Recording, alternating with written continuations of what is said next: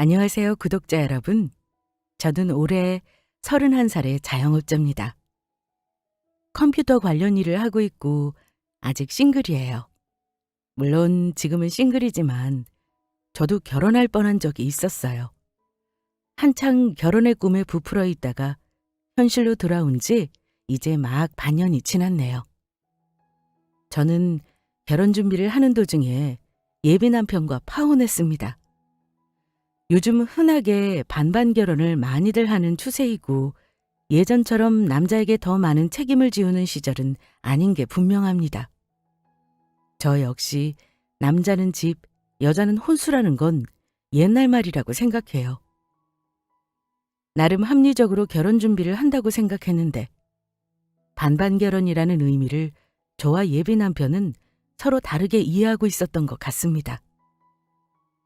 저는 반반 결혼이라고는 해도 여유 있는 쪽에서 더 부담할 수 있다고 생각하는 쪽이었어요. 실제로도 제가 더 많이 부담할 마음이 있었고요. 하지만 결혼할 사이에 마치 더치페이를 하듯이 계산적으로 구는 예비 남편에게 질려 결혼을 석 달 앞두고 파혼했습니다. 너무 다행인 것은 큰돈을 지출하기 전이었다는 것과 양가 부모님 상견례 전에 결혼을 깼다는 점입니다. 상견례까지 했다면 우리 부모님을 너무 욕보이는 일일 것 같았거든요.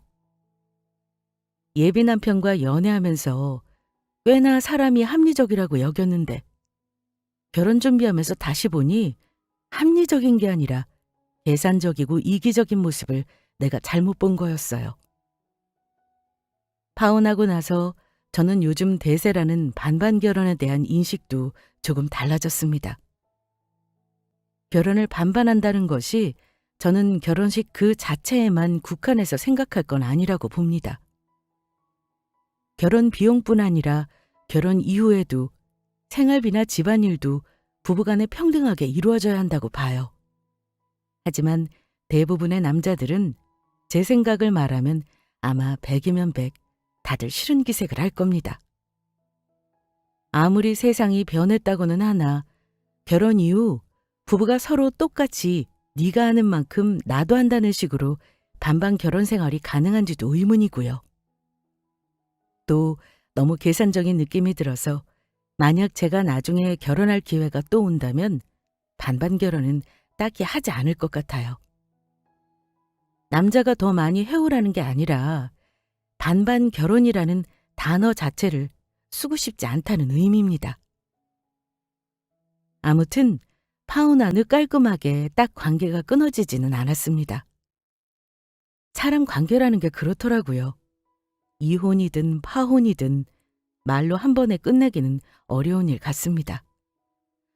저한테 파혼 다시 고려해달라면서 한동안 매달리는데 스토킹 신고하려고 하는 시점에 다행히 포기하더라고요. 연애할 때는 전혀 몰랐던 모습까지 보이더라고요.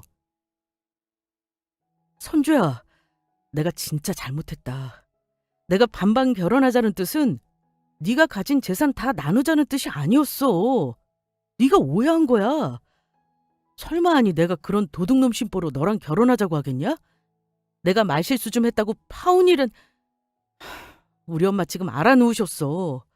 제발 마음 풀어, 어? 말실수? 나한테 요구한 게 말실수라고? 실수라는 게 뭔지는 알아? 모르고 했다는 뜻이야. 그렇다면 나는 더더욱 이 결혼 못해. 천지분간도 못하는 사람이랑 결혼할 수는 없는 노릇이지. 됐고 다시는 나 찾아오지 마. 오빠가 이러는 이유 나는 뻔히 알아. 역시 사랑을 이기는 건 돈이구나. 그러지 말고 우리 차라리 조금 시간을 두고 생각을 해보자. 지금 당장 파혼하면 손해 막심이야.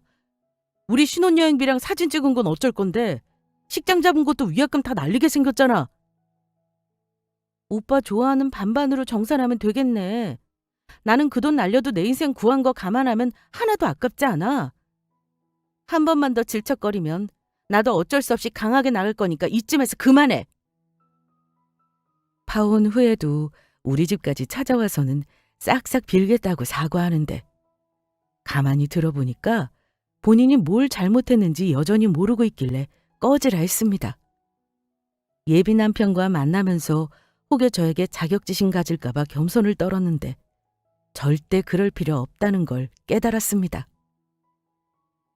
30 넘어서 결혼 추진하면서 주변의 기혼 친구들에게 조언을 듣긴 했습니다. 그중에 반반 결혼한 친구가 있는데 자기는 다시 태어나면 다시는 반반 결혼을 하지 않겠다고 했어요. 그중에 저 파혼할 즈음에 결혼한 지 1년 만에 이혼한 친구가 있는데요. 그 친구도 처음에는 반반 결혼한다며 결혼 잘하는 것 같다고 말하던 친구였어요. 그런데 이혼하고 나서는 이런 말을 했습니다. 내가 다시 태어나면 다시는 반반 결혼 하나 봐라. 니들도 절대 반반 결혼을 생각하지도 말어. 선주 너 나처럼 결혼하고 싶댔지? 절대 아니다.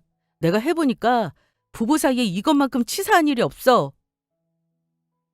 이혼 사유가 반반 결혼이라는 거야? 아니 도대체 왜? 너 결혼할 때만 해도 제일 합리적인 결혼 방법이라며? 말도 마라. 니들도 알지? 내가 결혼 전까지 놀러가는 돈까지 아껴가면서 악착같이 돈 모은 거. 그래서 결혼할 때도 시댁에서 나한테 아쉬운 소리 함부로 못했거든? 남편 놈이랑 동등하게 결혼하면 평등하게 부부 생활할 수 있다고 아주 오만방자한 착각을 한 거였어. 너 신랑이 집안일도 잘 도와준다고 하지 않았어? 너 정도면 서로 맞벌이 하는데 배려하는 쪽인데. 난 너 잘 사는 줄 알았어.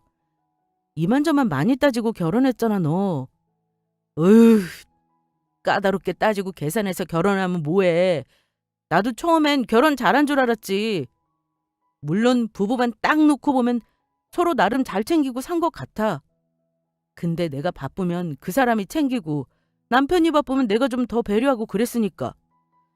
근데 결혼 생활이라는 게 딱 부부 둘만 떼어놓고 볼 수 없더라. 그러니까 가족들 다 끊어내고 둘만 사는 게 아니라는 소리야. 친구는 하소연을 시작했습니다. 아직까지 우리나라는 부부지간에 평등하려면 갈 길이 멀었다나요? 우리 집 가면 남편이 뭐 하는 줄 알아? 그냥 우리 부모님이 차려놓은 밥상에 신나게 젓가락질만 해. 설거지를 해, 과일 깎기를 해. 한마디로 그냥 대접만 받잖아? 근데 며느리는 어떠냐? 시댁 가면 다리 접을 일이 없어. 남편이 드물게 우리 부모님께 안부 전하면 너무 기특한 사위인데 내가 시부모님께 드물게 안부 여쭈면 무심한 며느리고 서운해하시는 건 또 어떻고? 남편 쪽 친척들 만나면 내조 잘해줘라, 아침밥은 잘해주냐, 시부모 잘 챙겨라 소리를 숱하게 들어야 하고. 정말 질리더라. 처음에는 나도 참고 넘어가자 했어. 근데 사람이 그게 아니더라. 작은 것도 계속 쌓이니까 얼마나 스트레스가 되는지 몰라. 친구 하소연을 듣다 보니 저도 반반 결혼이라는 의미를 다시 한번 돌아보게 되긴 했습니다. 그래? 근데 과감하게 이혼 결정한 너도 참 대단하다. 이혼이 쉬운 일도 아니고. 시댁에서는 아무 말 안 해? 야, 말도 마. 우리 얼마나 치사하게 갈라섰는 줄 아냐?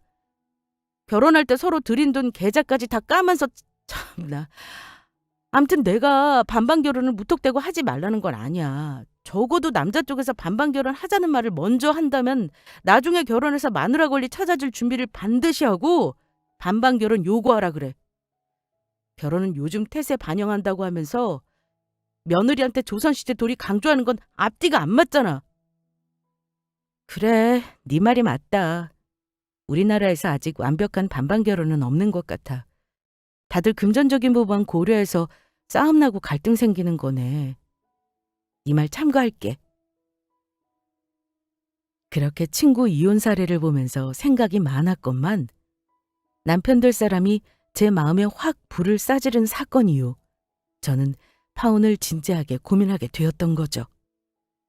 친구가 하는 말이 남일 같지 않았던 거는 그즈음 저도 결혼을 준비하면서 예비 남편과 간혹 다툴 일이 생겼기 때문이에요. 저는 동갑내기 예비 남편을 같은 직장에서 직장 상사와 후배로 만난 케이스입니다. 어린 나이에 입사한 제가 선배고 남편이 3년 후배예요. 그런데 제가 중간에 회사를 나와서 창업했습니다. 솔직히 사내 연애라는 게 남의 눈치도 보이고 조용히 티 안 내기 쉽지 않은데 꽤나 오래 고민하고 회사를 나왔지만 마음만은 편했습니다. 사내 연애할 때 주변에서는 이미 눈치챈 사람도 있어서 여간 신경 쓰인 게 아니었거든요. 물론 제가 회사 나오자마자 바로 창업한 건 아니고요. 나와서 프리랜서 하다가 창업을 했는데 너무나 감사하게도 첫 해부터 이래도 되나 싶을 정도로 과분한 수익을 내고 있습니다. 그 사람은 월급쟁이이니 월급이 빤했죠. 아마 제가 얼마를 버는지는 자세히 몰랐을 거예요. 아무튼 예비 남편과 사귀는 2년여의 시간 동안 저나 그 사람이나 서로의 사정은 대충 알고 있었습니다. 다행히 양가 모두 먹고 살만했고 자식 결혼한다는 큰 돈은 못 주지만 자식들에게 부담은 주지 않을 만한 형편이었습니다. 시댁은 두 분이 입에 풀칠은 한다며 자식 도움 필요 없다고 하셨고 대신 도움도 주기 어렵다 하셨고요. 굳이 말하자면 예비 남편보다는 우리 친정의 형편이 더 낫긴 했고요. 문제는 예비 남편이었어요. 회사 생활을 늦게 시작하다 보니 사실 모은 돈이 많지 않았습니다. 반면 저는 학창 시절에 나름 공부도 열심히 했고 사회생활을 일찍 시작했어요. 친구들이 취업하고 호캉스니 해외여행이니 명품 가방 사고 할 때 나는 결혼할 때 조금이라도 돈 더 보태서 자가로 시작하겠다는 욕심이 있어 열심히 모았고 20대 중반 나이에 실거주 수도권 입지 좋은 소형 아파트를 샀습니다. 물론 부모님 도움도 조금 받았어요. 부모님이 대출이자 줄이라면서 중간에 세놓고 있는 집 보증금 1억 정도를 보태주셨습니다. 어쨌든 적은 투자금에 비해 운이 좋게도 시세는 많이 올랐어요. 처음 분양받았을 때보다 2.5배가 올랐습니다. 저는 부모님이 도와주신 돈은 그냥 주신 돈이라고 생각하지 않습니다. 나중에 살면서 어떤 식으로든 갚겠다고 마음 먹었어요. 집값이 많이 올랐으니 갈아타게 하게 되면 조금 더 보태 노후자금으로 드리고 싶었죠. 부모님 노후도 중요하니 저 결혼한답시고 결혼자금도 부담 안 드리고 싶었어요. 물론 지금은 잘한 일이라고 생각은 하지만 솔직히 그 집 사고 제가 포기한 것도 많았습니다. 제일 예쁜 20대 중후반 나이에 거지같이 살면서 열심히 대출 갚고 또 다른 데 투자하고 그렇게 악착같이 살았어요. 예비 남편은 저의 부동산에 대해서는 알고 있었죠. 결혼하게 되면 당연히 경제적인 문제는 서로 오픈해야 하는 거니까요. 제가 집이 있긴 하지만 아직 계약 기간이 많이 남은 세입자가 있었기 때문에 저와 예비 남편은 가지고 있는 현금을 합쳐 신혼집을 얻기로 했어요. 여기서부터 예비 남편은 반반 결혼이라는 말을 했습니다. 사실상 자신만 따지면 정확히 반반은 아니지만 둘이 같이 신혼집 보증금을 보태고 모자란 걸 자기 명의 대출도 충당하니 반반이라는 거죠. 우리 신혼집 차릴 동네 전세 시세가 한 2억 중반이니까 각각 5천씩 보태고 나머지는 대출로 충당하자. 대출이자는 내가 부담할게. 대신 있는 돈 전부 다 보태면 결혼 비용도 모자랄 것 같긴 한데 그래서 말인데 나머지는 네가 좀 부담해 주는 게 어떨까? 대신 반반하는 결혼이니 예단이랑 예물은 우리 없이 하겠다고 우리 부모님께 말씀드릴게. 어쨌든 집 문제가 제일 중요하니까 나머지는 상황 봐서 해결하는 게 어때? 이 정도면 너도 만족하는 반반 결혼이지? 그래. 집 문제 해결되면 다른 거야 뭐. 큰돈 들어갈 건 없을 거야. 결혼 비용도 축의금으로 충당 가능할 거고 어쨌든 현금은 거의 같은 비율로 보태자는 거잖아. 근데 오빠, 예단 안 한다는 건 오빠 부모님도 괜찮다고 하실지 모르겠다. 우리 부모님은 아무리 그래도 예단을 하려고 생각 중이시거든. 그거야 우리 쪽에서 예물을 할 때 얘기지. 우리 엄마는 그럴 여유 없으셔. 나도 빠듯하고 예단 예물은 없는 걸로 하자. 나 결혼 비용 최대한 싹싹 끌어모아 볼 생각이야. 그러니까 내 말대로 하자. 그나저나 선주 너는 모은 돈이 어느 정도야? 그게 궁금해? 오빠보다 많다는 건 짐작하고 있으면서 뭘 물어. 어차피 결혼하면 차차 알게 될 텐데. 그런가? 그래, 알았어. 알고는 있었지만 참 내 예비 신부 야무지네. 나는 생각도 못한 집도 있고 말이야. 근데 정말 얼마나 자산이 있는지 말 안 해줄 거야? 부부는 일심동체인데? 저한테 현금 자산을 은근슬쩍 물어봤는데 솔직히 왠지 말하고 싶지 않더라고요. 아직 부부 사이도 아닌데 아무리 결혼할 사이라고 해도 전부 오픈할 의무는 없다고 생각한 저는 그냥 돌려서 말했습니다. 우리 아직 부부 아니거든? 나야 뭐 나도 그렇게 많지는 않아. 근데 당연히 오빠보다야 많지. 내가 오빠보다 사회생활 선배인데다 워낙 일찍 입사했잖아. 그리고 돈 굴리는 일 관심 많은 건 오빠도 알지? 암튼 오빠랑 똑같이 보탤 수 있으니까 걱정 마. 혹시 모자라면 내가 더 보탤 여력은 있어. 그래? 나보다 많다니까 은근 기분 좋은데? 뭐 결혼하면 우리 자산, 아니 네 돈이지만 어쨌든 부부는 같은 배 타는 거니까 나도 좋다. 예비 남편은 궁금해하면서도 굳이 얼마나 있는지 더는 캐묻지 않았고 자기보다 많다는 말에 은근히 좋아하길래 웃고 넘어갔어요. 아무튼 둘이 맞벌이였고 그 정도면 나름 괜찮게 시작하는 편이라고 생각했습니다. 시댁은 부모님 지원은 일절 없다고 미리부터 못 박아놨었어요. 저는 예비 시댁에 정식으로 인사드린 이후에 종종 식사하자고 가면 스스럼 없이 가서 잘하려고 노력했습니다. 시어머니 되실 분은 아버지랑 같이 작은 철물점을 운영하시는데 그냥 먹고 사는 금액만 나오는 데다 얘기를 들어보니 시아버지 때문에 빚이 있더라고요. 예비 남편에게는 그런 말을 듣지 못했어서 그때 솔직히 당황스러웠습니다. 시댁에 바라는 건 없었지만 빚이 있다는 건 조금 다른 문제니까요. 물론 부모 빚을 자식들에게 갚으라고 하실 리는 만무했지만 걱정이 된 건 사실이긴 합니다. 시어머니 되실 분이 막상 상견례 앞두고 있으니 뭔가 처음에 우리끼리 잘 살라고 했던 마음을 고쳐 잡수셨는지 엉뚱한 소리를 하더라고요. 빚 얘기도 그때 들었습니다. 저녁 먹고 놀다 가라고 부르셔서는 저에게 밑밥을 까시더라고요. 예, 선주야. 이제 결혼날 잡고 사돈댁 만날 날도 얼마 안 남았으니까 내가 한 가지 솔직하게 말할 게 있어. 네, 어머니 말씀하세요. 무슨 얘긴데요? 뭐 대단한 건 아니고 실은 나도 너희 결혼하는데 도와주는 게 없어서 참 미안한 마음이야. 네가 괜찮다고는 한다만 어디 속내가 정말 그렇겠니? 나도 아들 장가가는데 형편이 이렇다는 게 참 속상하지 뭐냐. 아유, 어머니. 그 얘기는 이미 양가 부모님 다 이해하시는 건데요. 괜찮습니다. 자식 결혼한다고 부모가 빚을 내서 도와줄 수는 없는 거잖아요. 그래, 너 말 한 번 잘했다. 사실 우리가 이미 큰 빚이 좀 있어. 네 시아버지가 몇 년 전에 지금 가게 말고 다른 가게짜리 알아보다가 사기를 좀 당했거든.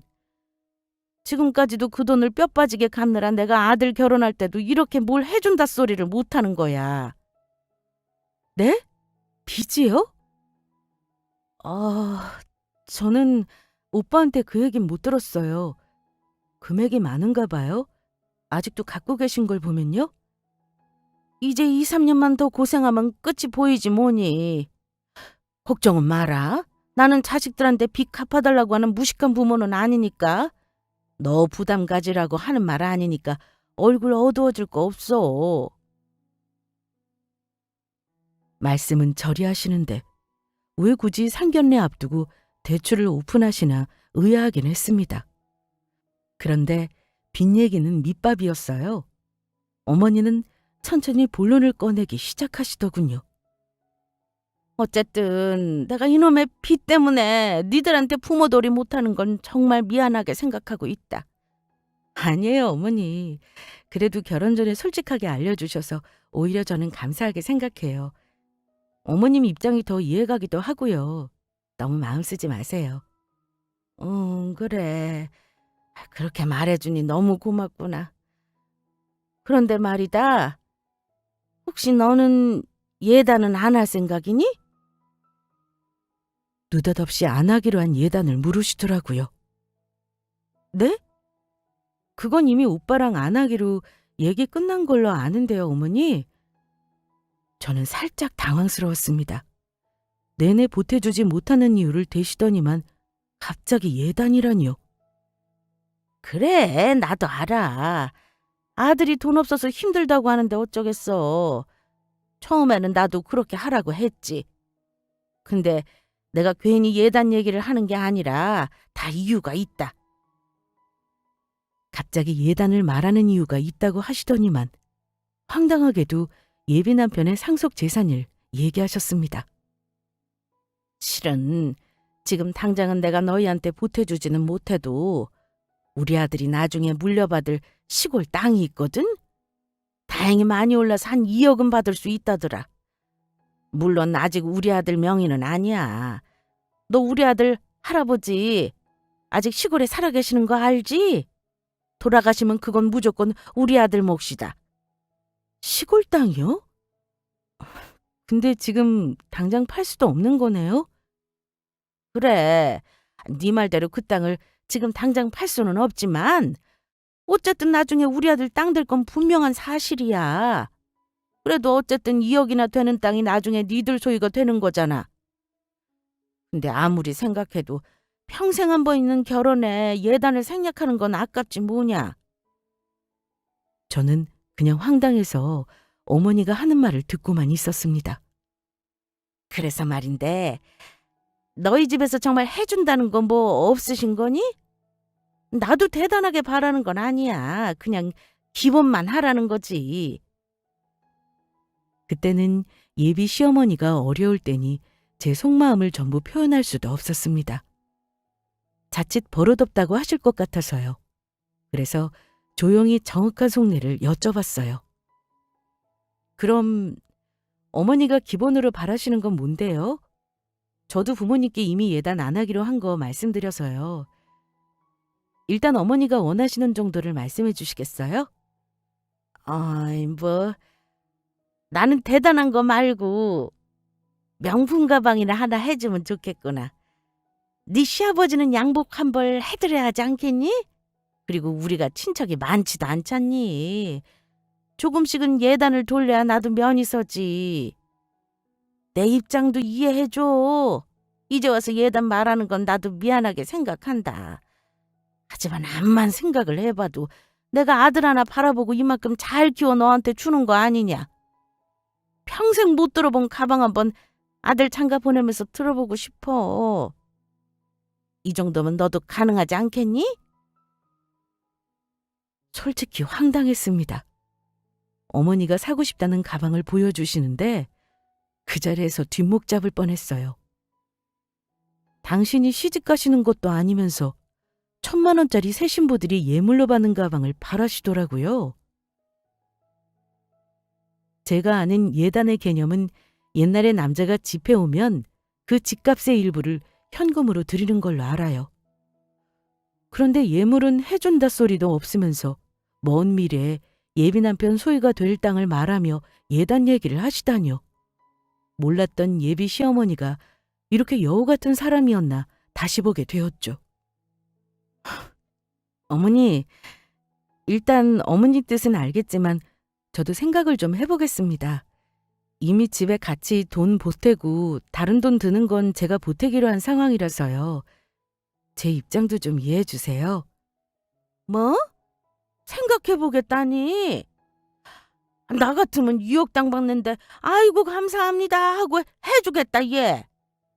아무튼 나는 할 말 다 했으니까 너도 뭐가 잘하는 일인지 잘 생각해봐. 되도록 상견례 전까지는 답을 주렴. 그날 예비 남편은 자기 엄마가 하는 말 듣고 뭐 했냐고요? 사실 예비 남편은 그 자리에 없었습니다. 어머니는 저에게 그 말을 하고 싶어서 이미 판을 짜고 예비 남편 없이 같이 식사를 하자고 한 거였어요. 솔직히 예비 남편도 이미 알고 있었는지도 모릅니다. 그렇게 생각한 이유가 있었어요. 그날 제가 어머니 만나고 와서 예비 남편에게 솔직한 내 심정을 얘기하긴 했습니다. 그냥 넘어갈 일은 아니었어요. 솔직히 말해도 돼? 나 어머니가 예단 말씀하시는 거 솔직히 기분 별로였어. 예단은 오빠가 먼저 하지 말자고 한 거잖아. 둘이서만 보자고 하시더니 1,000만 원짜리 가방을 바라시다니 당황해서 어머니께 할 말을 제대로 못했어. 어쩔 거야? 나는 어머니가 너무 과하게 바라시는 것 같아. 아, 우리 엄마도 참 내가 하지 마시라고 분명히 얘기했는데 기어코 말씀하셨나 보네. 근데 선주야, 너 엄마한테 나 물려받을 땅 얘기도 들었지? 응, 들었어. 근데 오빠, 솔직히 너무 웃기지 않아? 당장 팔아서 돈 되는 땅도 아니고 심지어 지금 오빠 명의도 아니라며. 할아버지가 천년만년 사시진 않겠지만 아직 멀쩡하게 살아계시는데 그 땅이 오빠 거라고 할 수 있어? 그냥 어머니는 나한테 1,000만 원 예단을 받고 싶으신 거잖아. 그런데 저희 얘기를 다 들은 예비 남편의 반응이 의외였습니다. 그런데 선주야, 너무 화내기만 할 게 아니라 우리 엄마 입장도 생각해줘. 아들이라고 나 하나 있는데 장가 보내면서 아무것도 없으면 어떨 것 같아. 아무리 보태주는 거 없다지만 그래도 평생 한번 아들 장가 보내시는 거잖아. 그리고 엄마 말도 일리는 있어. 할아버지가 뭐 100살까지 사시겠냐? 언젠가는 내 거 될 거고 그럼 너도 좋은 거잖아. 비록 내가 지금은 가진 거 없어도 난 그 땅 생각하면 아주 든든하다. 그냥 우리 엄마 말대로 해드리면 안 될까? 당연히 제 편을 들어주며 엄마에게 다시 말하겠다 할 줄 알았는데 자기 엄마 편을 들며 해드리자고 하는 겁니다. 나중에 예비 남편에게 물려준다는 시골 땅은 전 관심 없었습니다. 지금 당장이 중요하지 5년이 될지 10년 뒤가 될지 그때 가서 물려받는 땅떼기가 뭐가 중요한가요? 어머니가 예단 얘기 꺼내기 전만 해도 예비시댁과 신랑에게 잘하고 싶은 마음이 컸는데 그런 마음이 싹 사라지는 걸 느꼈습니다. 그냥 우리 엄마 아빠나 잘 챙기자는 마음이 들었어요. 오빠가 반반 결혼하자면서 예단 예물 없을 거라고 먼저 말해놓고 지금 와서 말 바꾸니까 참 당황스럽다. 그럼 난 우리 부모님께 뭐라고 말씀드려야 해? 이미 다 안 하는 걸로 알고 계시단 말이야. 지금 와서 1,000만 원짜리 가방 원하신다고 하면 우리 엄마가 뭐라고 하시겠어? 너 모아놓은 돈 나보다 많다며. 장모님께는 말씀드리지 말고 네가 살짝 해드리면 되지. 이런 건 네가 알아서 센스 있게 좀 해라. 센스라는 단어를 저에게 쓰다니 어이가 없었습니다. 센스? 지금 센스라는 말을 나한테 한다니 웃긴다. 내가 센스가 뭔지 알려줄게. 예단이 뭐겠어? 원래 같으면 시댁에서 집 해주고 답례 의미로 신부집에서 예단 받고 일부는 친척들한테 돌리는 거야. 어머니가 좀 현명하신 분이면 자식 장가 보내면서 돈 한 푼 안 보태시는 대신 당신 돈으로 친척들 간소하게 선물 돌리셔야 하는 거라고. 이게 센스야. 알겠어? 돈 한 푼 안 드리고 아들 장가 보내시면서 어떻게 예단을 바라시는지 모르겠다. 사실 다 바라면 아들 결혼이 순탄치 않은 거 어머님도 다 아실 텐데 이렇게까지 할 일은 아니잖아. 나는 우리 부모님께 절대 말 못해. 그러자 예비 남편은 굉장히 기분 나빠했습니다. 어쨌든 너는 우리 엄마 말 안 듣겠다 이거네? 근데 나는 네가 그런 생각하는 줄 몰랐다. 돈 한 푼 안 들이고 장가 보낸다고? 내가 돈 한 푼 없이 결혼하자고 했어? 와, 진짜 기분 나쁘다. 나도 기분 나빠. 중간에서 이러는 거 보면 나중에 결혼해서 잘 앓는지 걱정이네. 오빠가 그렇게 어머니만 생각하고 나한테 양보하기만 바라면 나는 어떻겠어? 나도 우리 부모님한테나 잘하자는 생각만 들 뿐이지. 이게 바로 결혼 준비하면서 싸우는 거구나 싶었습니다. 아마 결혼말 나오고 가장 크게 싸운 일이 그 일이 아니었나 합니다. 서로 기분만 상하고 해결책은 찾지 못한 채 헤어졌고 저는 결혼 자체에 회의감이 들었습니다. 그런데 며칠 후 남자친구가 먼저 저에게 사과를 해오긴 했어요. 자기가 엄마에게 말해서 예단 문제는 없었던 걸로 하겠다나요? 미안해, 선주야. 그날은 나도 기분이 상해서 너한테 막말을 했네. 근데 우리 이런 일로 싸우면 한도 끝도 없을 것 같아. 생각해보니까 네 말이 일리가 있더라. 엄마한테 내가 잘 얘기했으니까 너도 마음 풀어. 어머니가 오빠 말하는 대로 하시겠대? 나한테는 전혀 그런 태도가 아니셨어. 걱정하지 마. 우리 엄마도 내 말대로 하시겠대. 사실은 내 앞으로 축의금 들어오면 그걸로 마음에 드는 가방 사시라고 했어. 그랬더니 엄마도 수긍하시더라. 너 잘 모르나 본데 우리 어머니 막무가내로 며느리한테 생각 없는 요구하시는 분 아니셔. 이젠 됐지? 예단 문제 해결됐으니까 손해보는 느낌 안 들 거 아니야. 우리 둘 다 똑같이 보태서 공평하게 반반 결혼하는 거다? 사과는 받아들였지만 기분이 그리 나아지지는 않았습니다. 이 시기에 이혼한 친구가 하필 다시는 반반 결혼하지 않겠다며 성토를 하기도 했고 저는 한번 실망을 하니 어쩐지 마음 한구석이 찜찜했죠. 그래서인가요? 왠지 예비 남편이 반반 결혼이니 공평하다느니 말을 하는데 공감이 안 가더라고요. 그래서 며칠간 저도 고민했던 부분을 얘기하기로 마음먹었습니다. 어차피 예비 남편과 같은 금액을 부담하기로 한 거니 저도 반반 결혼하면서 보태는 돈 외에 남는 돈은 우리 부모님을 드려야겠다는 생각을 하고 있었거든요. 제가 집 마련할 때 큰돈을 보태주시기도 했고 어차피 언젠가는 부모님께 돌려드리고 싶었기 때문입니다. 오빠 말대로 정확하게 반반 결혼하자는 건 돈만 오빠랑 동등하게 보태면 된다는 거지? 좋아. 그렇게 하자. 어쨌든 오빠가 어머니께 잘 말씀드려준 건 고마워. 그리고 오빠, 나도 미리 말해둘 게 있어. 나 똑같이 보태는 돈 외에 남는 돈은 우리 부모님 드릴까 하거든? 뭐 내 돈이니 내 마음대로 드려도 되지만 오빠도 알아두는 게 좋을 것 같아서 말하는 거야.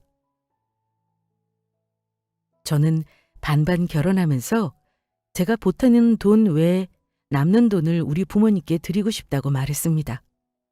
허락받으려고 말한 건 아니었고 그 사람은 내가 가진 정확한 현금 자산도 모르니 굳이 말할 이유도 없었지만 그래도 우리 부모님이 나 집 살 때 돈 보태주셨다는 사실은 예비 남편도 알았으면 했어요.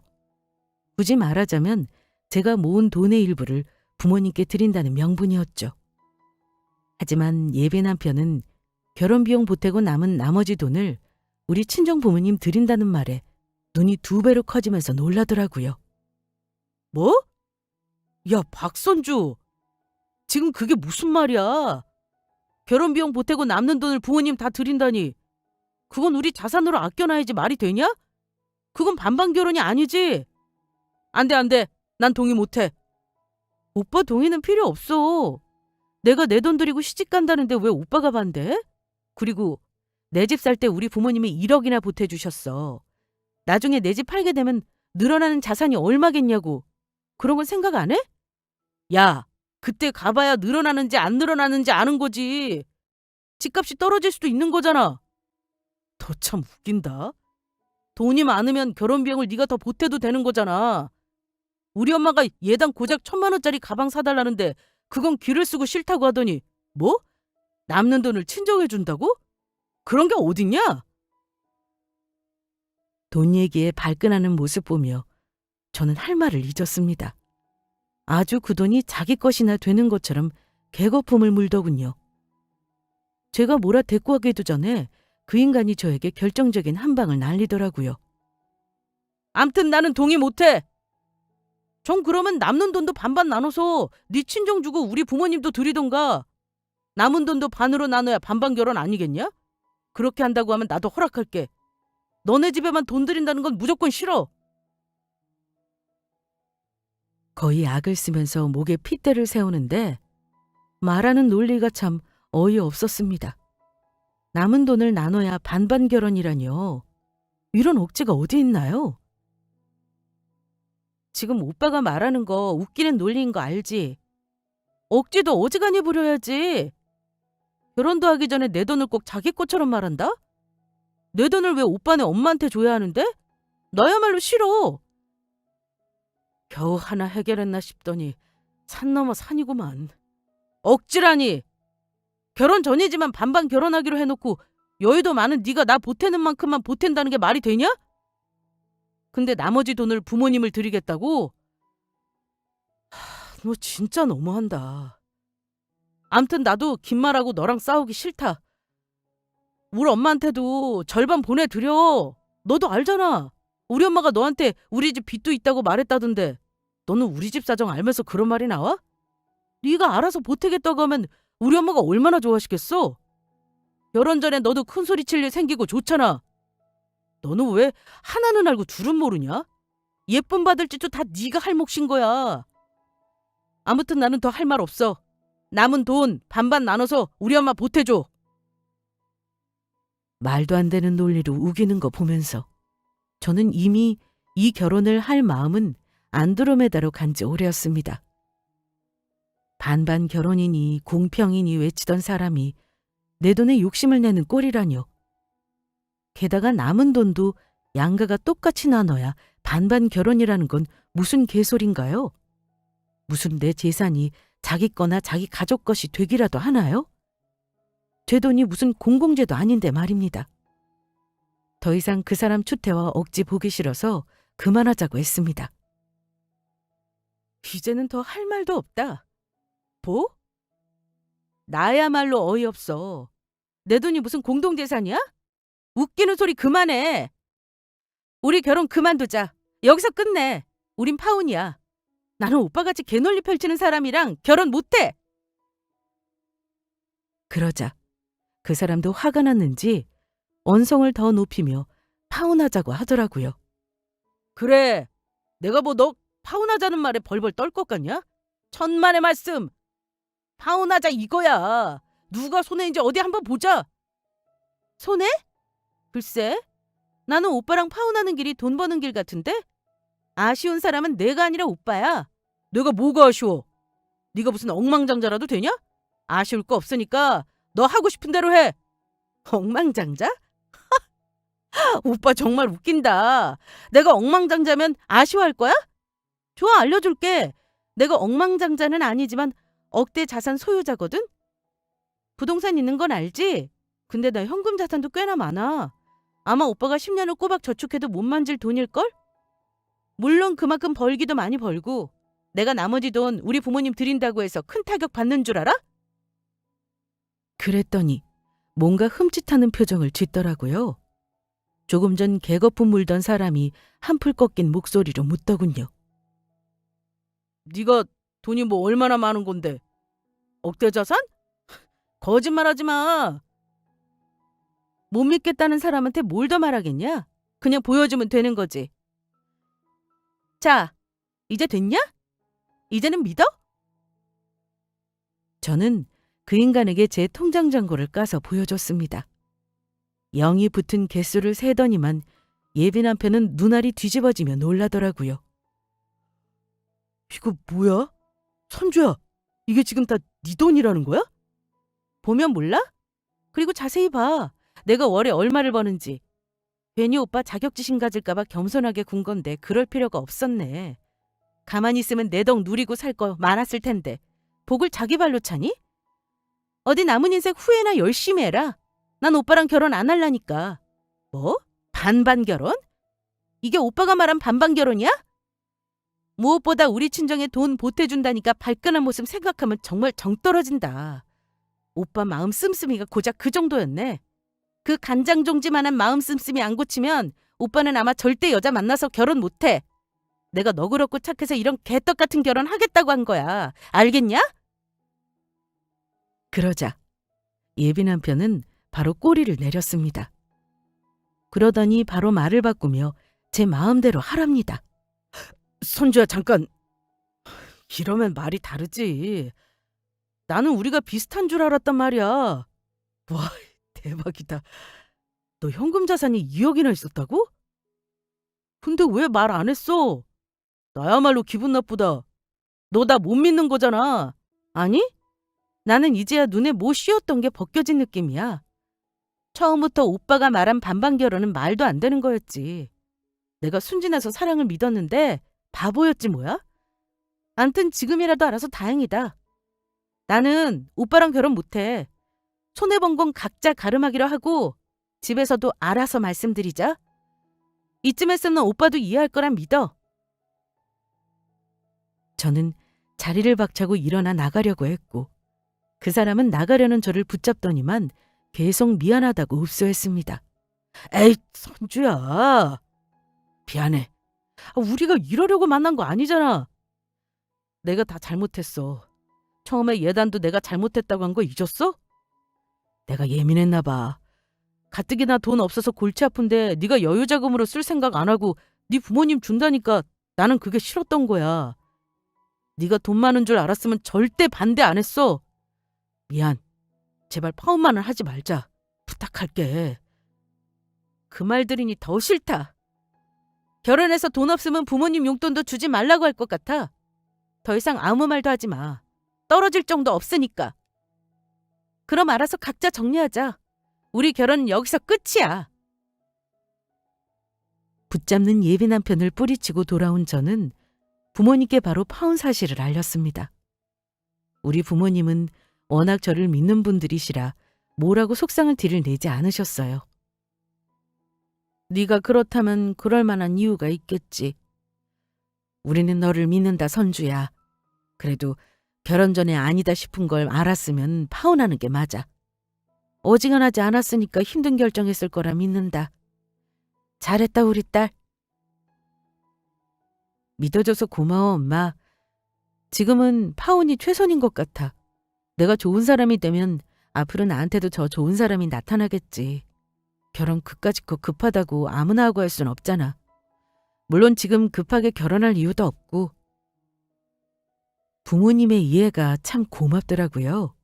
저는 예비 남편과 2년간의 연애 그리고 결혼을 그날 모두 정리했습니다.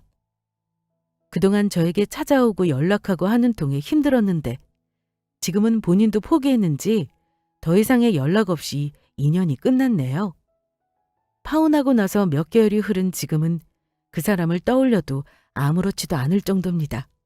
저는 파혼 경험으로 반반 결혼을 다시금 생각해보게 되었어요. 한동안 반반 결혼이 유행처럼 번졌죠? 지금도 그런 방식이 유행인지는 모르겠지만 그것이 현명한 결혼 생활의 시작이라고 여기는 여자분들은 없기를 바랍니다. 인생이라는 게 그래요. 매일 새롭고 가보지 않은 길을 가야 하죠. 그 길을 평생 함께할 동반자와 같이 가는 것이 결혼인데 그런 험난한 길에서 모든 어려움도 과연 반으로 나눌 수 있을까요? 인생을 저울질할 수 있는 정확한 저울과 줄자도 없는데 처음부터 자기 자신에게 이득이 되는 최소한 손해보지 않으려고 하는 관점에서 출발한 반반 결혼이라는 것이 과연 성립될까요? 저는 모르겠습니다. 다른 분들이 저에게 도대체 어떤 남자를 만나야 결혼을 성공하겠냐고 묻는다면 저는 반대로 이런 남자는 조심하라고 말하고 싶습니다. 술, 도박, 바람기 이런 건 말할 가치도 없어요. 저는 가장 조심해야 할 배우자상은 조금도 자기가 손해보지 않으려는 사람, 본인을 위해 나를 곤란하게 만드는 사람, 사람들 앞에서 자기를 높이고 나는 작게 만드는 사람이라고 생각해요. 제가 세상 오래 살진 않았지만요. 결혼이라는 건 정확히 계산하는 것보다는 내가 이 사람 부족한 걸 채워주겠다는 그런 마음, 조금 미쳐도 괜찮다는 마음이 있어야 행복해지는 것 같습니다. 결혼은 비즈니스가 아니니 상대방의 돈을 계산하려는 생각보다는 상대의 기쁨도 고난도 고스란히 내 몫이 될 수 있어야 한다고 생각합니다. 결혼이 이득이 어딨고 손해는 또 뭡니까? 그래서 결혼할 사람이 나를 인생 동반자가 아닌 비즈니스 대상으로 본다면 꼭 결혼을 다시 검토하라고 말씀드리고 싶습니다. 저의 사연은 여기까지예요. 언젠가는 저도 진정한 인생의 동반자를 만날 수 있겠죠? 사연 끝까지 들어주셔서 감사합니다. 안녕하세요. 저는 서울 신정동에 살고 있는 30대 초반의 여성입니다. 사실 전 얼마 전 결혼을 약속한 5년 동안 사귄 예비 남편과 파혼을 하게 되었습니다. 제가 예비 남편과 파혼을 하게 된 것은 아주 기가 막힌 이유 때문이었죠. 알고 보니 예비 남편뿐만 아니라 예비 시댁까지 상식을 뛰어넘는 말도 못할 구두쇠였거든요.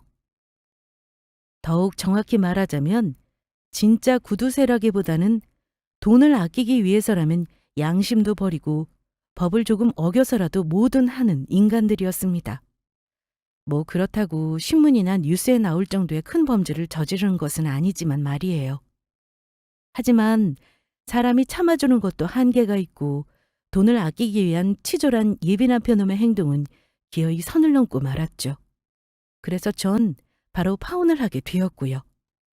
그 전에 예비 남편놈이 돈을 아끼기 위해 저에게 했던 치졸한 행동을 제가 똑같이 해주며 크게 한 방 먹이긴 했지만 말이에요.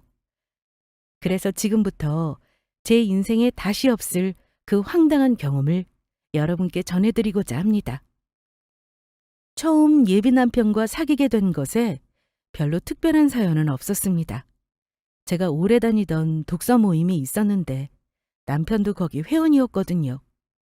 그래서 남편과도 오래 봐서 친구처럼 편한 사이였고 허울 없이 지내고 있었죠. 그러던 어느 날 독서 모임이 끝나고 회원들끼리 저녁을 먹고 헤어지게 되었는데 그날 이상하게 예비 남편이 저를 저희 집 앞까지 바래다 준다고 하는 것이었어요. 그래서 처음 보는 예비 남편의 행동이 조금 의아하긴 했지만 오랫동안 봐온 사이고 서로 친하기도 하니 충분히 그럴 수 있다고 생각했습니다. 그런데 제가 집에 들어가려는 저희 집 앞에서 예비 남편이 저에게 갑자기 고백을 해왔던 거예요. 수진 씨, 저 수진 씨 좋아합니다. 그것도 아주 많이요. 사실 수진 씨 좋아한 지는 좀 됐는데 그동안 용기가 없어서 말을 못했어요. 제가 갑자기 이런 말 꺼내서 부담스러울 것 같긴 하지만 이제는 수진 씨에게 제 마음을 전해야만 할 것 같아서요. 수진 씨 지금 좋아하는 사람 없으면 저 만나보는 건 어때요? 바로 사귀어달라는 건 아니고 몇 번 만나고 결정하면 되는 거잖아요. 제 입으로 이런 말 하긴 뭐하지만 저 정말 괜찮은 사람이거든요. 그러니까 저에게 기회를 좀 주세요. 예비 남편을 처음부터 이성으로 생각한 것은 아니지만 그동안 겪어 좋은 사람이란 것도 알고 있었고 그리고 예비 남편의 고백에 저도 괜스레 이성적으로 관심이 가기 시작하더라고요. 그래서 그때부터 예비 남편을 만나며 연애를 하기 시작했고 저희는 얼마 안 가 연인 사이가 되었습니다. 저희는 정말 가치관도 비슷하고 좋아하는 것들도 공통분모가 많아서인지 죽이 잘 맞았습니다. 그래서 그런지 더더욱 서로에게 빠져들게 되었고 그렇게 예비 남편과 5년이란 시간 동안 사귀게 되었죠. 그러자 자연스레 예비 남편이 저에게 청혼을 해오더라고요. 저도 그런 예비 남편의 청혼을 기다려왔던지라 흔쾌히 허락을 하게 되었고요.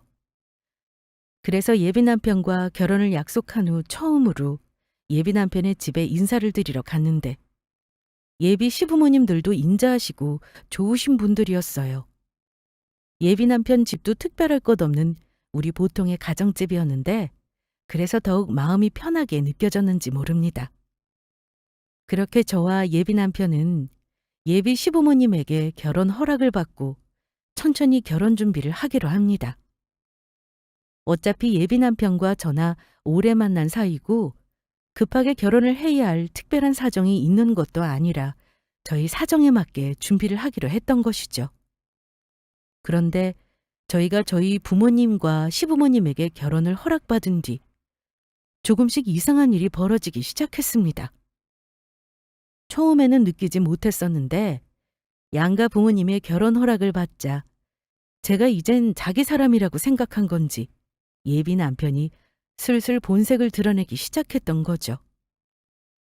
예비 남편이 변한 이상한 낌새는 저희가 결혼 준비를 하며 결혼 준비에 대한 비용에 대한 이야기가 나올 때쯤이었어요. 예비 남편이 먼저 저희 결혼 비용에 대해 입을 열더라고요.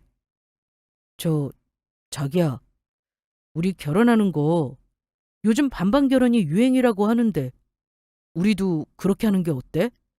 그게 서로에게 합리적이고 좋지 않겠어? 서로 덜 부담스럽고. 그러면 나중에 네가 많이 했니 내가 많이 했니 싸울 일도 없잖아. 그리고 나중에 우리 결혼하면 가사 분담이든 뭐든 그것도 똑같이 반반하면 좋겠어. 나 한쪽만 손해보고 희생하는 그런 결혼 원치 않는다고. 우리 예전 고리타분한 안 좋은 문화 따르지 말고 요즘 시대에 맞춰가자. 그래, 좋아. 나도 안 그래도 우리 결혼 준비하는 거 한쪽에서 너무 많이 부담하게 되면 안 좋다고 생각했거든. 자기 말대로 우리 결혼 준비하는 거 반반으로 하자. 역시 우리 자기는 나랑 말도 잘 통하고 현명하다니까? 이래서 내가 자기를 좋아하는 거라고. 그때까지는 전 예비 남편의 생각이 참 좋다고 생각했어요. 요즘은 결혼하면서 들어가는 비용도 서로 부담되지 않도록 다들 반반씩 하는 추세라. 저도 예비 남편과 결혼하면 당연히 그렇게 하려고 기회가 될 때 이야기를 꺼내려고 했었거든요. 게다가 가사 분담의 경우도 막상 결혼하고 나면 같이 사회생활을 해도 여자 쪽에게 많이 분담하는 경우가 많아 조금 그런 문화가 바뀌었으면 했고요. 그런데 마침 예비 남편이 반반 결혼을 준비하자며 가사 분담도 반반으로 하자고 이야기를 먼저 꺼내주니 정말 고마웠습니다. 그래서 그때까지는 정말 제가 결혼할 남자 하나는 잘 골랐다 싶었어요. 바로 그 일이 있기 전까지는요. 주말을 맞아 예비 남편과 연애하느라 친구들도 그동안 잘 못 만난 것도 있고 해서 오랜만에 친구들과 만나기로 약속을 잡았는데 예비 남편에게서 갑자기 전화가 왔던 겁니다. 자기야, 나 오늘 오랜만에 친구 만난다고 급한 거 아니면 연락하지 말라고 하지 않았어? 그런데 무슨 일로 전화를 한 거야? 다른 게 아니라 우리 엄마가 시장에서 떨이 한다고 해서 부추랑 오이를 너무 많이 사왔지 뭐야. 그래서 엄마가 그걸로 부추김치랑 오이소박이 만든대. 그래서 하는 말인데 자기가 와서 부추 좀 다듬어라. 엄마가 혼자 하기 힘들다고 자기 빨리 부르래. 며느리 있는 게 좋은 게 뭐냐며 이런 데 써먹자고. 뭐라고? 자기네 집 부추김치랑 오이소박이 담그는데 나보고 와달라는 거야? 자기네 김치 만드는데 내가 거길 왜 가? 그리고 도대체 부추랑 오이를 얼마나 사오셨기에 그래? 부추 20단에 오이도 한 3상자 정도 사오셨어. 쌀 때 사서 만들어서 쟁여둬야 한다고. 양이 많기는 하지만 그래도 싸게 샀으니까 봉 잡은 거지 뭐. 도대체 그 많은 걸 누가 먹는다고 사오신 거야? 미안한데 내가 이미 전에 이야기했지만 오늘 오랜만에 친구들이랑 약속도 있고 어머니 당신이 물건이 싸다고 많이 사와서 뒷감당 안 되는 거니까 어머니께서 알아서 해결하시라고 그래. 아니면 자기가 옆에서 도와드리던지. 자기 어머니 아직 우리 결혼도 안 했는데 벌써 나 불러서 일 시킬 생각하시는 거 정말 너무한 거 아니야? 이런 건 자기가 중간에서 알아서 막아줘야지. 다시는 이런 일로 나한테 전화하지 않았으면 좋겠어. 그러면 나 바빠서 이만 끊을게. 결혼하기 전부터 시집살이 시키려는 것도 아니고 당신 집에서 먹을 김치를 담그는 거면서 저를 부르려 한 예비 시어머니 행동에 조금 황당했습니다. 게다가 어머니가 시킨다고 전화해서 저를 부르는 생각 없는 예비 남편의 모습에도 실망이 이만저만이 아니었고요. 지금껏 만나면서 보지 못한 낯선 예비 남편의 모습에다가 분명히 결혼하면 가사든 뭐든 반반씩 하자고 하더니 결혼 전부터 말과 행동이 너무 달랐으니까요. 그래서 일단 결혼하려면 시간도 많이 남았고 결혼 준비를 하며 예비 남편의 행동을 좀 더 지켜보자는 생각이었죠. 예비 남편이 결혼도 처음이고 시댁과 또 예비 아내 사이에서 어떻게 해야 하는지 몰라서 그럴 수도 있으니 제가 잘 설명해주면 알아듣겠다 싶었던 겁니다. 그 일이 있고 난 뒤 예비 남편에게 잘못한 일에 대해 설명하니 저에게 사과를 하기도 했고요. 그런데 며칠 후 예비 시어머니께서 저에게 밥을 해먹이고 싶다고 해서 시댁에 놀러 가게 되었는데 거기서 저는 저를 더 당황시키는 일과 마주하게 됩니다. 그전엔 예비시댁에 가서 볼 수 없던 황당한 물건들을 보게 된 것이죠. 시어머니께서 뼈 해장국을 끓였다며 큰 그릇에 해장국을 담아주셨는데 이가 다 빠진 뚝배기 그릇에 담아져 나온 것이었어요. 그래서 제가 그게 이상해서 시어머니께 물어보니 나온 대답이 정말 상상할 수 없는 것이었습니다. 어머니, 뚝배기 그릇들 이가 다 나가 있네요? 괜히 이런 그릇으로 먹다가 다칠 수도 있고 새로 장만하셔야겠어요. 얘는 이 좋은 걸 두고 새로 장만하기는 뭘 장만하니? 아직 그릇 모양도 멀쩡하고 쓸만하구만. 이것들 내가 설렁탕집 지나다가 가게 사장님이 못 쓴다고 폐기물 봉투에 담아 버리는 거 좋은 거다. 내가 너무 아깝다고 가지고 가서 써도 되냐고 하니까 그러라고 했어. 이런 그릇들 돈 주고 살려면 한두 푼 드는 게 아닐 텐데. 아주 그날 내가 봉잡았지 뭐냐. 그래서 내가 너도 나눠주려고 잔뜩 가지고 왔거든. 이따가 집에 갈 때 싸줄 테니까 몇 개 가지고 가. 여기다 국물 있는 거 담아 먹으면 빨리 식지도 않고 얼마나 좋은지 몰라. 엄마, 역시 며느리 챙겨주는 거 우리 엄마밖에 없다니까. 자기 좋은 시어머니 만나서 이런 좋은 그릇도 생기고 정말 좋겠네. 그러니까 우리 엄마 같은 시어머니도 없으니까 앞으로 우리 엄마한테 잘해야 한다고. 자기 알겠지? 시어머니께서 새 그릇도 아니고 이가 나간 망가진 뚝배기 그릇을 챙겨준다는 것인데 어디서 감사하라는 것인지 전 예비 남편의 말을 도무지 이해할 수 없었습니다. 하지만 그날의 이상한 경험은 그게 끝이 아니었어요. 화장실에 들어가 비누를 쓰려고 하는데 욕실 수납장에 누가 쓰던 거로 보이는 똑같은 모양의 비누가 봉지째로 몇십 개씩 들어있는 거예요. 그래서 제가 그게 너무 이상해 예비 시어머니께 여쭤보니 들려오는 대답은 상식적인 저로선 더욱 이해할 수 없는 것이었죠. 어머니, 화장실에 쓰던 비누들이 많던데 그건 다 뭐예요? 아, 우리는 비누 따로 돈 주고 안 산다. 네 시아버지가 다니시는 단골 목욕탕이 있는데 매번 목욕탕 갈 때마다 몇 개씩 챙겨오시거든. 네? 그러면 지금 제가 화장실에 썼던 비누가 남자 목욕탕에서 쓰던 거란 말이에요? 어머니, 아무리 그래도 그건 도둑질 아닌가요? 에이, 얘는 또 무슨 말을 그렇게 하니? 비누 몇 개 가지고 오는 건데 그게 무슨 도둑질이야? 우리 남편이 거기 다닌 지가 몇 년인데 다른 목욕탕으로 갈 수도 있는 거 그쪽으로 가주면 그 정도로는 서비스로 줘야지. 안 그래? 그리고 수진이 네가 잘 모르는 것 같아서 이야기해 주는데 사람이 돈이 있어도 무조건 아껴야 잘 사는 거다. 아까 내가 뚝배기 그릇도 공짜로 얻어온 거 봤지? 그래서 수진이 너도 그 좋은 걸 챙겨줄 수 있는 거고 수진이 너도 내가 하는 행동 잘 보고 배우고 있다가 결혼하고 나면 꼭 그렇게 하도록 해라. 이런 게 다 삶의 지혜라는 거다. 망가진 뚝배기부터 시아버지께서 훔쳐온 목욕탕 비누까지. 제가 볼 때 이건 절약과 삶의 지혜가 아니라 지질이 궁상에 돈을 아껴야겠다는 집착에서 나온 불법적인 행동으로밖에 보이지 않았어요. 게다가 시아버지께서 목욕탕에서 가지고 온 비누는 한두 개도 아니고 한가득 한 개, 그 양이 많았으니까요. 목욕탕 비누를 여러 번 훔친 상수범이란 소리였죠.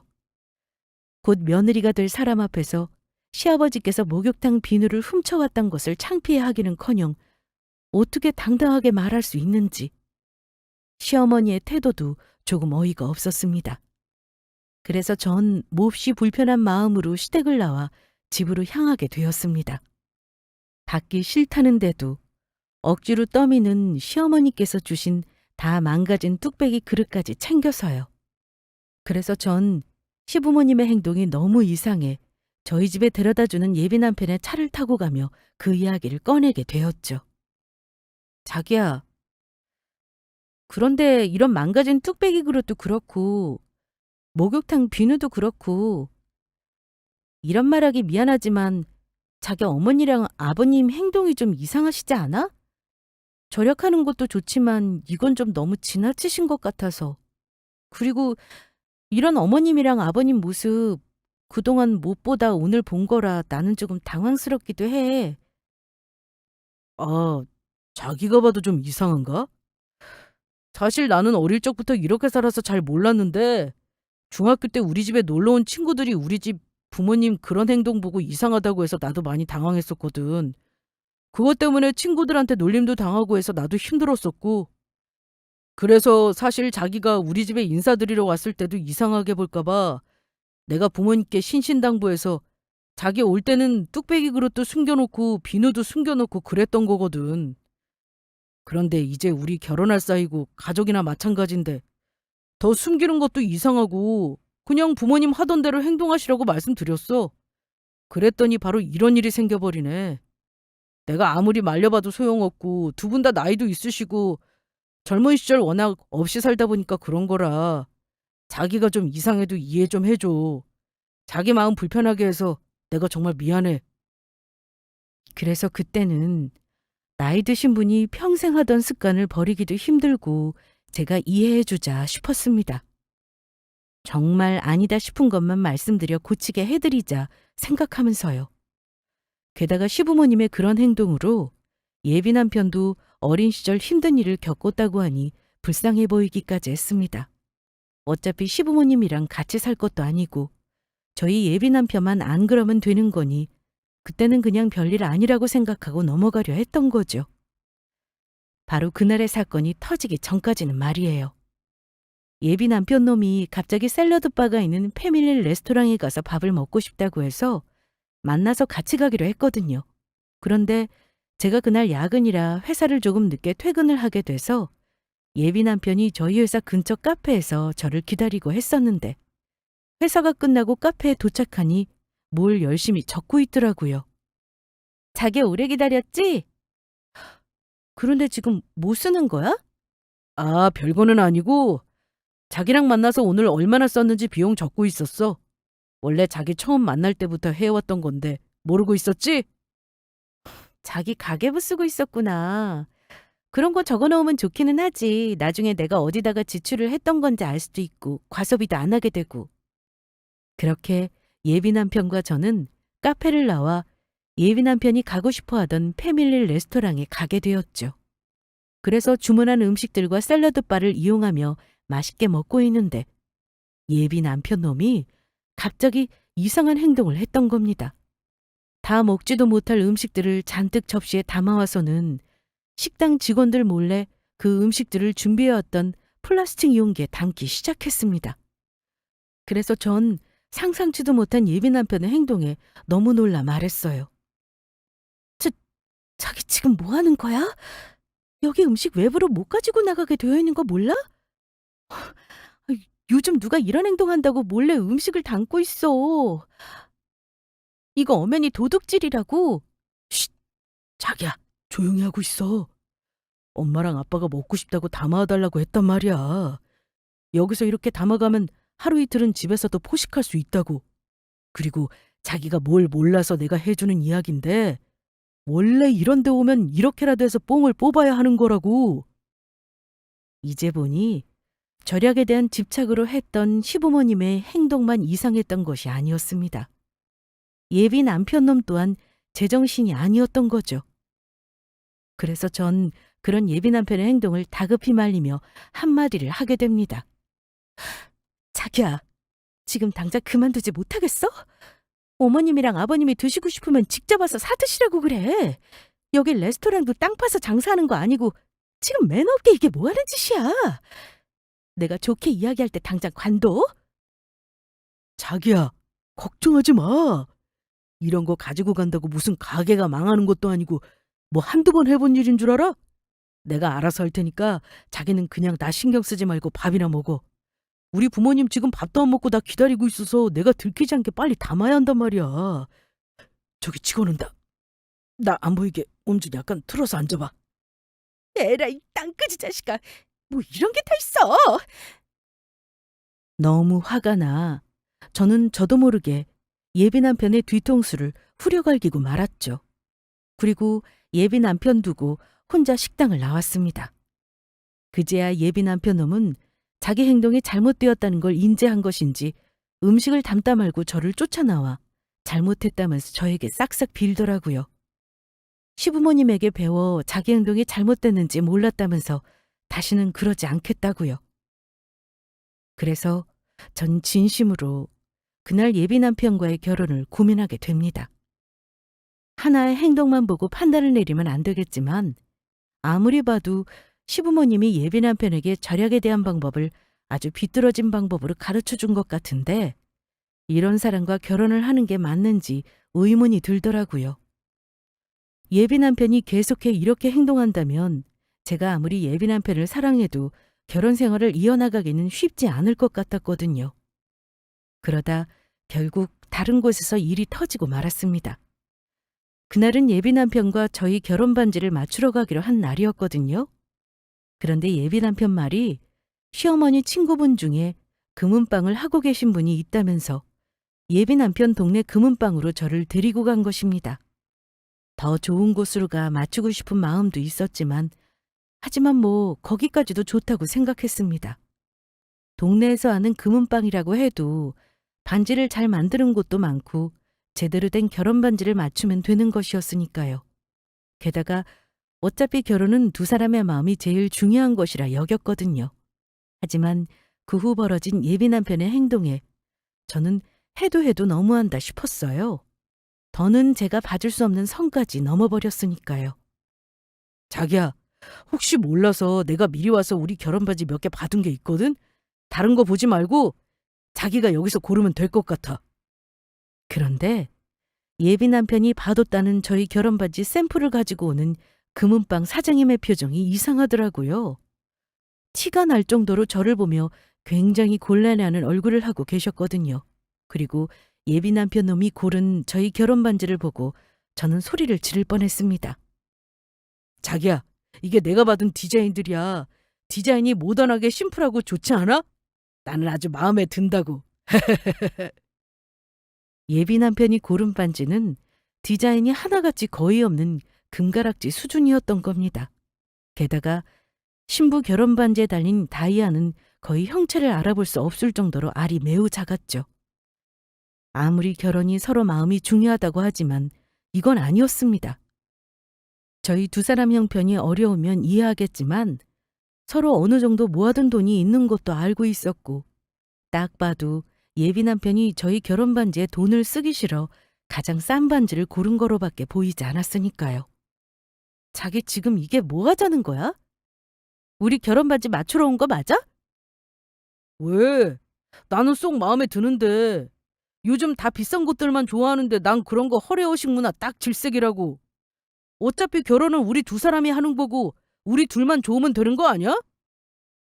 그래서 전 그동안 시댁이며 예비 남편의 행동까지 좋게 보려고 애쓰며 참아왔던 화가 폭발하며 손에 들고 있던 가방으로 예비 남편 놈의 등을 사정없이 때리고 말았습니다.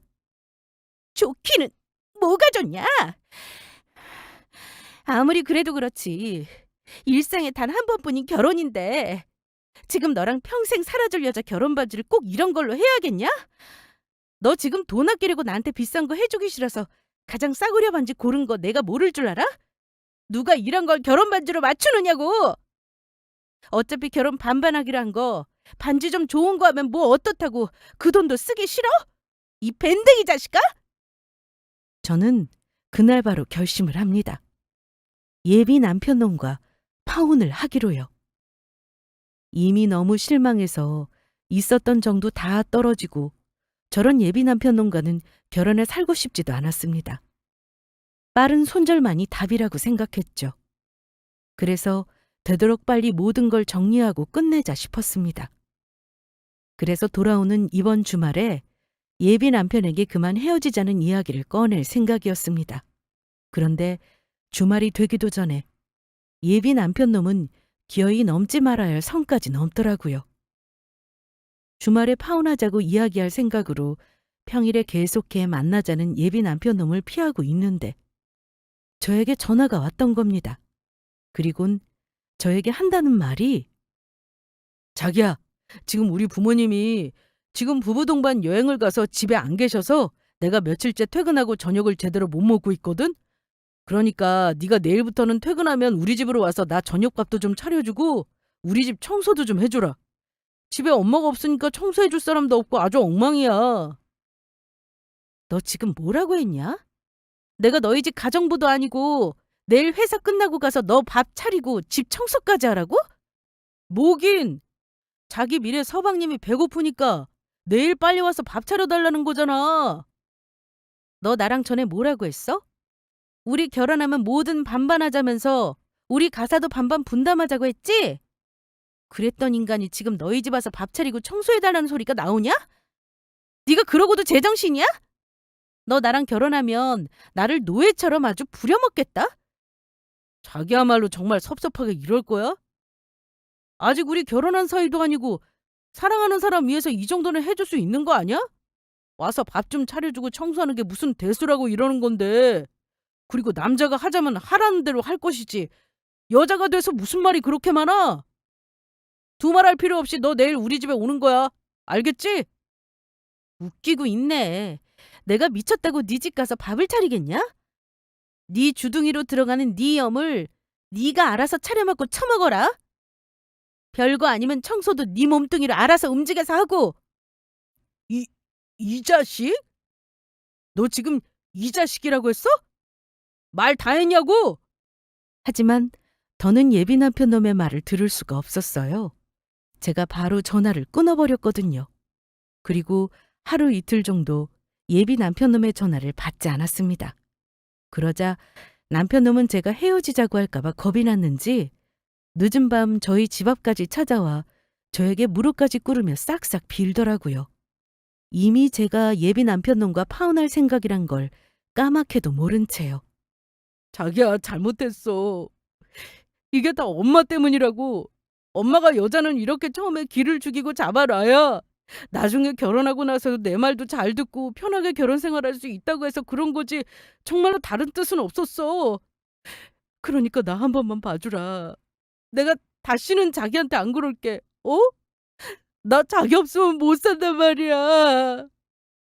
그러나 이미 저는 예비 남편 놈과 헤어질 생각이었기 때문에 예비 남편을 용서하고 말고 할 것도 없었습니다. 그냥 그날은 시간이 너무 늦기도 했고 일단은 빨리 돌려보내자는 마음이었죠. 알겠어. 알겠으니까 우리 어차피 주말에 만나기로 했고 나머지 이야기는 그때 만나서 해. 진짜야? 그러면 자기나 용서해 주는 거야? 그래, 용서해 줄 테니까 얼른 그만하고 일어나. 우리 주말에 만나기로 한 거 잊지 말고. 와, 신난다. 자기야, 나 용서해줘서 정말 고마워. 그러면 우리 나머지 이야기는 주말에 만나서 하자. 자기 그날 우리 저번에 말했던 결혼 준비 비용 의논하려고 그러는 거지? 안 그래도 나 그것 때문에 자기한테 할 이야기 있었는데 그러면 그때 만나서 이야기해. 며칠 후 예비 남편에게 파혼을 통보하기 위한 토요일 주말이 다가왔고 전 약속 장소인 저희가 자주 가던 카페로 나갔습니다. 그러자 예비 남편 놈이 먼저 와서 저를 기다리고 있더라고요.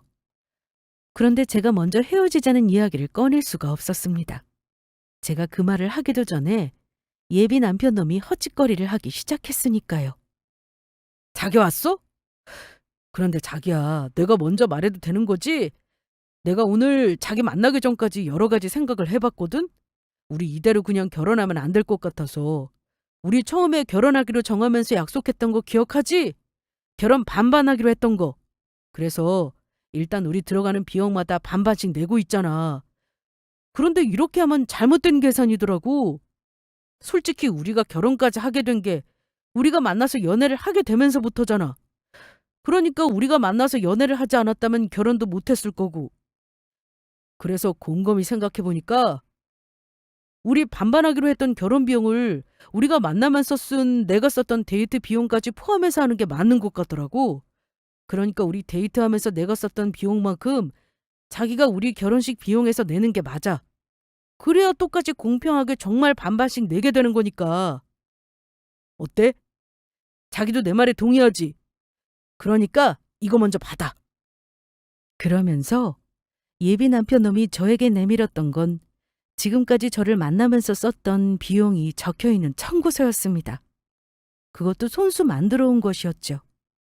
예비 남편 놈은 저와 썼던 모든 비용을 하나도 빼놓지 않고 다 적어놓고 있다가 저에게 청구서로 내민 것이었습니다. 예전에 만났을 때 예비 남편놈이 썼던 제가 가계부라 생각했던 것이 다름 아닌 저와 예비 남편놈이 만나면서 썼던 데이트 비용이 적힌 지출 내역서였던 겁니다. 게다가 예비 남편놈은 데이트했던 식당이나 영화관에서 받은 계산서랑 계산서는 전부 버리지 않고 모아두었더라고요. 그걸 제 앞에서 파일로 꺼내서 보여주는데 어떤 거는 얼마나 오래됐는지 내용이 다 지워져서 어디서 나온 영수증인지 모르는 것도 있었습니다. 내가 준 청구서 보면 잘 알겠지만 지금까지 내가 너한테 쓴 돈이니까 이거 빼고 반반하면 되지? 아, 그리고 지금까지 자기 만나면서 썼던 자동차 기름값이랑 자기 기다리느라고 카페 들어가서 썼던 커피값도 전부 포함했으니까 그렇게 알고. 솔직히 자기 지금 나이면 결혼하기도 힘든 노처녀인데 나라도 되니까 데리고 산다고 하는 거야. 그러니까 결혼식 비용이라도 자기가 제대로 반반 부담해야 하지 않겠어? 이런 결혼이야말로 정말로 합리적인 거라고. 예비 남편놈은 저에게 결혼 비용을 반반하자고 말했던 그때부터 이러려고 작정을 했던 것입니다. 그러면서 처음에는 저를 위해주는 척 연기를 했던 것이고요. 어쩐지 예비 남편놈이 했던 말이랑 행동이 너무 다르다고 생각했는데 다 그럴 만한 이유가 있었던 거죠. 더군다나 예비 남편놈이 말한 반반은 정말 합리적인 반반이 아니라 저희 결혼하는데 돈을 쓰기 싫어 저한테 모두 뒤집어 씌우려고 자기 데이트 쓴 비용까지 결혼 비용에 전부 포함하려는 것으로밖에 보이지 않았습니다. 저희 결혼식 비용을 대부분을 제가 내도록 하게 하려고 말이에요. 그러니까 결론은 저희 결혼에 자기 돈은 한 푼도 쓰고 싶지 않아 비겁한 수를 쓴 것이죠. 어떻게든 저희 결혼 비용에 돈을 쓰기 싫어 아직 30대 초반의 젊은 저를 노처녀라 말하며 억지 부리는 모습은 예비 남편에게 더욱 정남이가 떨어지게 되었습니다. 결혼하면 한평생 같이 살 배우자에게 어떻게 저럴 수가 있는지 저는 도무지 예비 남편놈이 이해가 안 갔습니다. 딱 봐도 예비 남편은 저에게 저런 옹졸한 방법을 쓸 정도로 저보다 돈이 더 중요한 사람처럼 보였으니까요. 게다가 저한테 그렇게 혼나놓고 저를 무시하며 말도 안 되는 소리를 하는 것을 보며 예비 남편놈이 정신 차리기는 평생 틀렸다는 생각이었습니다. 그리고 그때 드는 또 한 가지 생각은 니놈이 정말 나랑 끝장을 보려고 환장했구나 하는 것이었어요. 그래서 그날 깔끔하게 정리하고 헤어지려고 했던 생각을 바꾸게 됩니다. 저와 헤어지고 나서라도 다시는 이런 나쁜 행동을 하지 못하도록 아주 제대로 정신을 번쩍 들게 한 후 헤어져주자 싶었습니다. 그런데 그때 아주 좋은 생각이 들더라고요. 저는 사실 원래 성격이 꼼꼼한 편이라 대학 때부터 가계부를 쓰는 버릇이 있었거든요. 그래서 예비 남편과 만나며 썼던 데이트 비용도 제 가계부 기록에 남아있던 겁니다. 그래서 어차피 헤어질 거지만 예비 남편이 저희가 만나면서 썼던 데이트 비용까지 포함해 반반 결혼 비용을 하자고 했으니 거기에 제가 썼던 데이트 비용도 포함하자는 생각이었죠. 제대로 계산을 해보지는 않았지만 사실 제가 예비 남편보다 사회생활을 일찍 시작해 연봉도 더 많이 받고 있고 해서 저희 데이트 비용도 제가 그런 예비 남편을 배려해 주느라 더 썼었으니까요. 그래서 끝낼 때 끝내더라도 그 사실을 알려주고 끝내자 결론을 내렸죠. 알겠어. 자기가 그렇게 원하면 우리 결혼식 비용 드는 거에 자기가 말한 우리 데이트 비용 쓴 것도 같이 포함해서 계산해 줄게.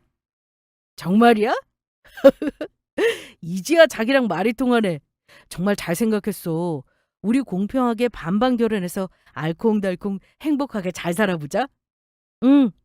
그런데 일단은 나도 자기가 준 이 청구서랑 영수증이 맞는지 확인해야 하니까 내일 만나서 우리 다시 이야기해. 알겠어. 그러면 자기야, 우리 내일 다시 만나?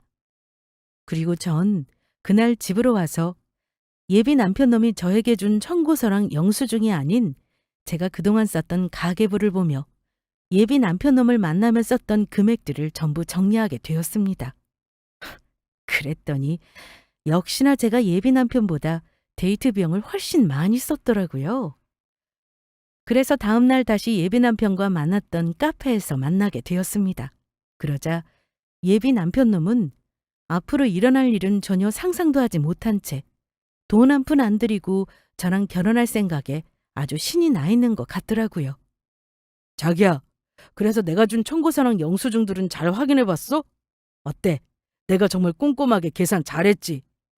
아, 안 그래도 그것 때문에 자기랑 할 이야기가 좀 있어. 아무리 서로 반반하기로 했다고 하지만 우리 서로 사랑해서 결혼하는 사이고 그래서 굳이 나도 작은 것들은 안 따지려고 했거든? 그런데 자기가 그런 걸 철저하게 따지는 사람이니 내가 거기에 맞춰줘야겠다는 생각이 들더라.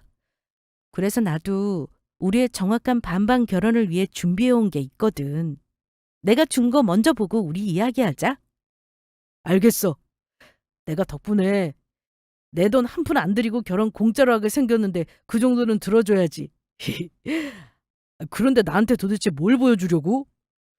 혹시 자기가 나랑 결혼하면서 해올 혼수 목록이라도 적은 건가? 뭘 이런 것까지 준비해왔어. 이 센스쟁이 같으니라고. 어디 우리 예비 마누라가 나랑 결혼하면서 어떤 물건 준비해오려고 하는지 좀 볼까?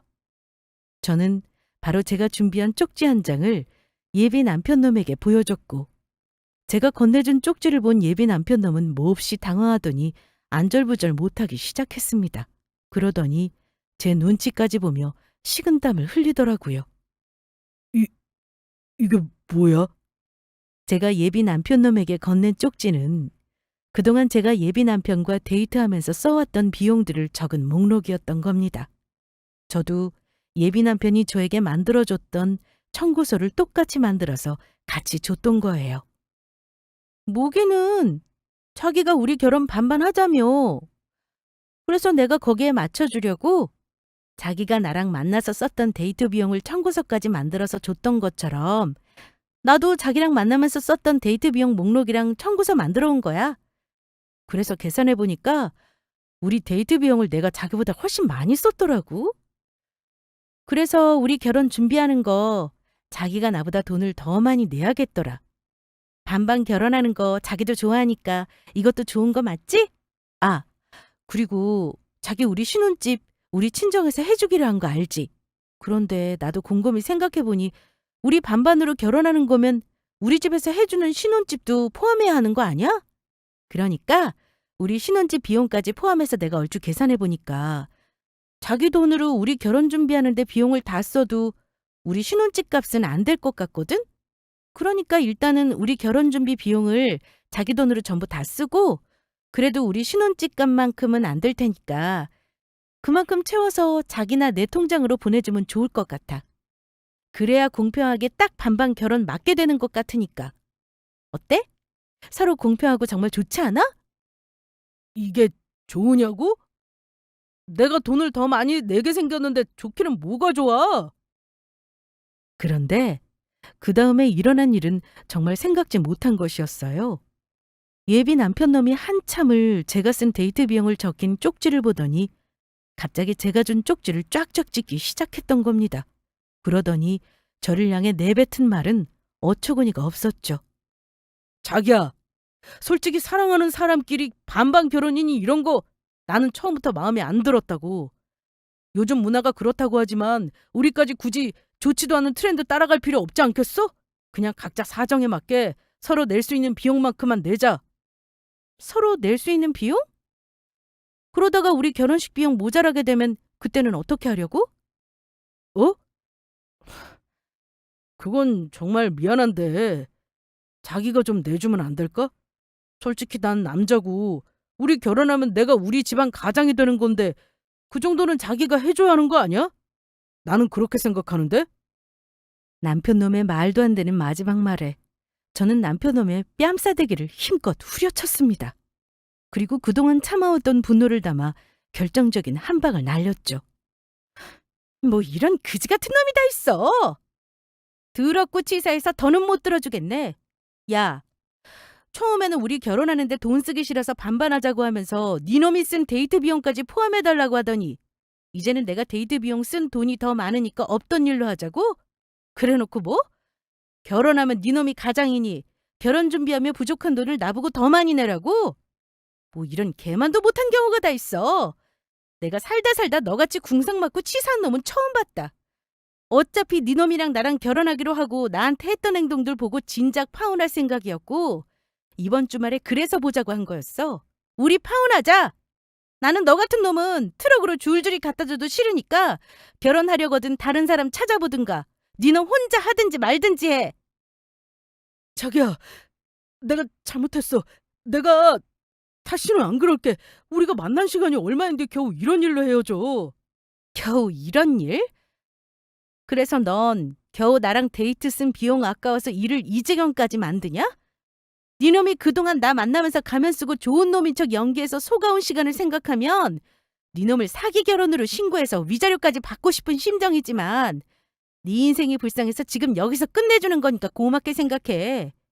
이건 내가 너한테 파혼하면서 주는 마지막 선물이니까 이거나 먹고 잘 살아라. 그렇게 궁색맞게 돈 아껴서 부자 되세요. 그렇게 말하며 저는 예비 남편 얼굴에 얼음 냉수를 뿌리며 제가 가지고 왔던 예비 시어머니가 줬던 입 빠진 뚝배기 그릇을 전부 돌려주었습니다.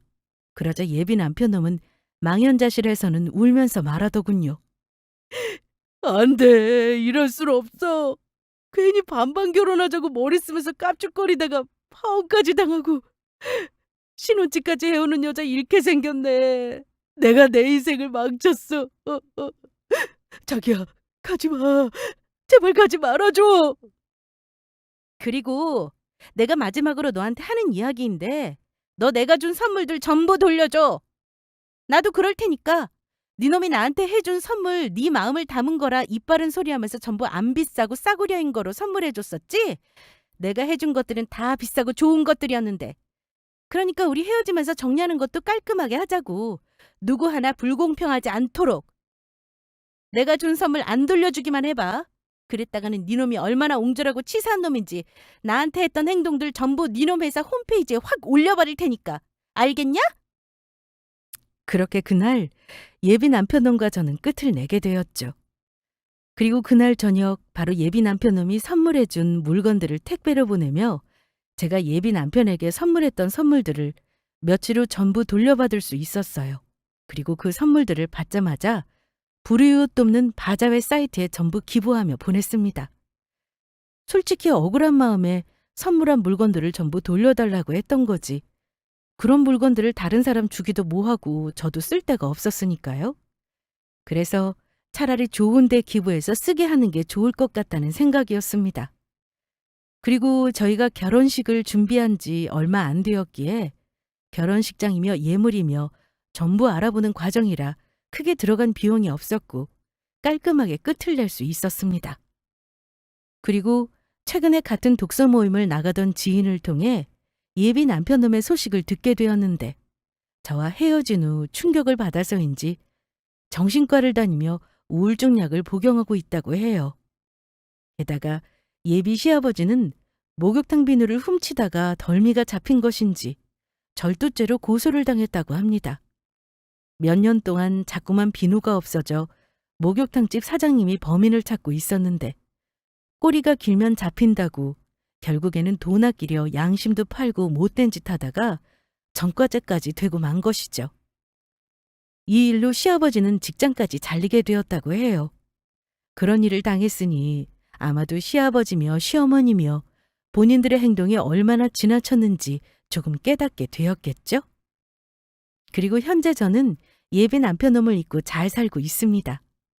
예비 남편에게 당한 게 있어서 한동안 남자는 못 만날 것 같았지만 어차피 결혼이 인생의 전부도 아니고 저 자신을 위해 열심히 살아가 보려 합니다. 아무리 돈이 중요한 세상이 되었다고 하지만 돈 때문에 정작 중요한 걸 무시하며 잊고 살면 안 되겠습니다. 아무리 그래도 사람보다 중요한 것은 없으니까요. 그러면 이만 제 사연을 줄이도록 할게요. 모두 끝까지 들어주셔서 감사합니다.